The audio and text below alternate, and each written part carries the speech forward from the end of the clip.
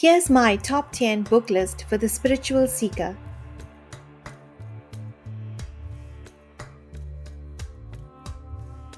If you're a bookworm and a spiritual seeker, firstly, that's a great combination. Secondly, you've come to the right place. Welcome. Seekers of the ultimate often don't know what they are seeking, but they maintain a curious mind and an open heart. They traverse the spectrum of religious and spiritual faiths that have existed over time, experiment and dabble in ancient esoteric arts, and use their heart signal as a guide to separate drivel and gobbledygook from authenticity and truth. Books play an essential role in a spiritual seeker's journey. They offer valuable insight into ancient teachings of the universe through an individual's earthly experience and tell us how they became better for it. But don't be fooled into thinking that the oldest books show the highest way, or the path with the most disciples is the truest path. Nay, we're all walking this journey back to our original home and are at different stages on the path. But you, my dear seeker, seek sincerely and intensely, and thou shalt find. Do not question how a book finds its way into your hands, and do not question how you can pick up a book and have no interest in it, but pick it up again a year later and find that you cannot put it down until the last page. It's true that inspiration strikes when you least expect it. It's also true that when the student is ready, the master will appear. In somewhat of a chronological order, I'll share with you the books that really left an impact in my life, left me in wonder with more questions than answers, and new thoughts that would come to shape the path I'm on today. Some are classics, and some are lesser known, but each has wisdom to leave a lasting impact. Number 1. The Monk Who Sold His Ferrari by Robin Sharma. This is a modern-day story of a thriving lawyer who discovers that he isn't living a balanced life and feels that there has to be more. Sounds familiar? So he forsakes his material possessions and his beloved red Ferrari and embarks on a self-discovery journey through the Himalayas. This was one of the earlier books that I picked up, and here I learned the value of waking up early and the value of meditation. Did I practice any of it? No, I was quite young at the time, but the seed was planted. Number 2. Autobiography of a Yogi by Paramhansa Yogananda. Here Swami Yogananda shares his own story of seeking spirituality, encountering saints with mystical powers, witnessing miracles, finding his guru, and establishing his teachings of Kriya Yoga meditation. What I cherished about this book was the ascension in Swami's belief system when it came to witnessing miracles. First he was intrigued and wanted to see them, and then his knowledge evolved to wanting to explore what lay beyond miracles. So, you can produce flower scents in the palm of your hand. Okay, what else can you do? What else can you be? The other beautiful concept highlighted in this book is a guru-disciple relationship. It is a love so sacred and pure that it is akin to a mother's love for her child. Number 3. I Dared to Call Him Father by Bilqis Sheikh. This fascinating true story of Bilqis Sheikh, a wealthy Muslim woman, and how she found God. It was at a low point in her life, when her world was turned upside down, that she started to have visions and dreams and intercommunicate with ascended Christian saints.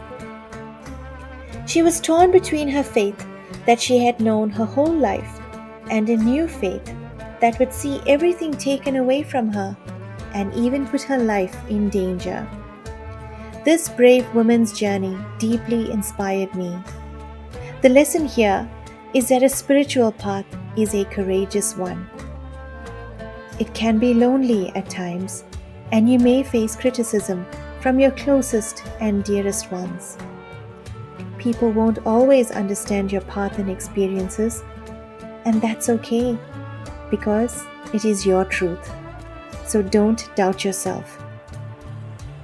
Number 4, Bhagavad Gita as It Is by A.C. Bhaktivedanta Swami Prabhupada. The Bhagavad Gita is an ancient Hindu text containing 700 verses and comprises part of the Mahabharata, considered an ancient Indian epic. This book is packed with wisdom about life and purpose and powerful advice on living virtuously. The scene is a battlefield, and there's two sets of royal cousins in opposition.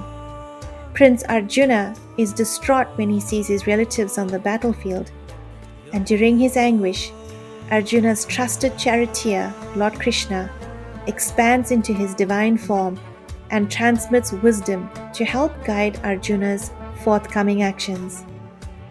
The spiritual teachings are many in this book, and it was after reading this book that I became a vegetarian. Number 5, Reality at Dawn by Ramchandra of Shahjahanpur. In this book, Ramchandra, or Babuji, reveals the forgeries that some religious traditions have succumbed to, how the masses follow blindly without questioning. He provides a stark reality of how far humanity has actually devolved from achieving the goal of self-realization. But here too, he shares the inner secrets of the ancient yogis and the lost practice of transmission or pranahuti. He reveals how seemingly advanced yogic attainments like achieving samadhi or liberation is actually at kindergarten level on the path to the source. Here's a small disclaimer. Make sure that when you start reading Reality at Dawn, you're also ready to have your mind blown and your reality moved. Number 6, Breeda by Paulo Coelho. I am a huge Paulo fan. He's written many fictional novels with strong spiritual themes. His most famous book is likely The Alchemist, and I've read a few like Manual of the Warrior of Light, The Pilgrimage, The Devil and Miss Prim, The Witch of Portobello. But Breeda is very special to me. The story is about a young Irish girl and her quest for knowledge. She encounters a modern-day mage and a witch and learns about traditions, masters and disciples, gifts, and she uses free will to make her own voyage of discovery. I like the concept of a master, one who has mastered the path. They appear when they need to, offer teachings, and then let you make your own discoveries. You can always turn to them when you decide which path to follow. True masters don't create more followers. They create more masters. Know the difference. After reading Breeda, I wrote an earnest letter to Paulo asking for a master. I didn't receive a reply from Paulo. I wonder if my letter even reached him, but I did receive an answer from the universe. A few months later, in 2011, I was connected to my current master and have not looked back since. Number 7, The Lord of the Rings by J.R.R. Tolkien. This fictional trilogy, which was hugely popularized after its on-screen presence, is teeming with spiritual themes. There's the Masters and Ascension.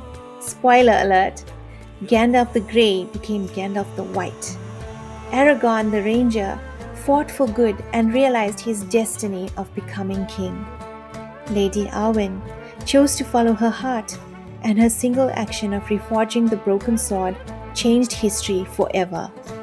Another theme is love and separation. Arwen and Aragorn had a telepathic connection but were physically separated. A bit twin flamey. And not to mention courage of the little people, that you can have a small voice and still achieve great things.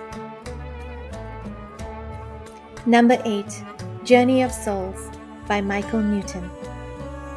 Hypnotherapist Newton shares case studies of his clients during regression sessions, and reveals vivid details of what happens to souls soon after departing a body, where they go, and where they've been. Through these recordings and case studies, we also find evidence of reincarnation. This book teaches that the soul is eternal and clarifies how souls connect to other soulmates from their soul group who take birth around the same time as them to help each other heal and fulfill their soul contracts. Number 9. Roomi by Coleman Barks. The poetic works of Sufi mystic Jalal ad-Din Muhammad Rumi have been translated by many authors around the world. I resonate the most with works by Coleman Barks. What to say of Rumi? He brought God to us through his rich yet simple verses. I most appreciate the loving and innocent verses that Rumi used to describe the guru-disciple relationship between himself and Shams Tabri. I think this quote says it all. In your light, I learn how to love. In your beauty, how to make poems. You dance inside my chest, where no one sees you, but sometimes I do, and that sight becomes this art. Number 10. Spiritual Anatomy by Kamlesh D. Patel, known as Daji, aka My Master. This book is groundbreaking. For the first time ever in history, we have a map of consciousness that takes us to Source or the Ultimate. Daji illuminates the Raja Yoga tradition and provides simple meditation practices through the Heartfulness way. He shows us how to navigate through the various chakras on our journey and what experiences we may encounter along the way. We learn about what blocks our chakras and how to remove the blocks. We learn about what nourishes and feeds our soul. Now, when I meditate, I can actually put into words what I experience. I have an idea of where work is taking place, in the heart region or mind region. I can even delve deeper and feel work happening at exact chakra points. Very cool and very powerful. We are so fortunate to have so many enlightening books at our disposal. There are many spiritual giants out there that are not on my list. There's Deepak Chopra, the Dalai Lama, Kabir Das, Thich Nhat Hanh, Khalil Gibran, Mahatma Gandhi, Rabindranath Tagore, Vivekananda, Mandela, Pope Francis, Helena Blavatsky, Freya, and so many more. But remember, a book is only someone else's journey, and you need to walk your own path and have your own experiences for you to advance. Experiences convert secondhand knowledge into something useful. When reading spiritual literature, we now find that it resonates with our own experience and also clarifies our experience. When experience meets knowledge, it is transformed into wisdom, and this pulls us up to a higher level of understanding. May you find the answers you seek. Do you have any spiritual books that left you in wonder? Please share in the comments below.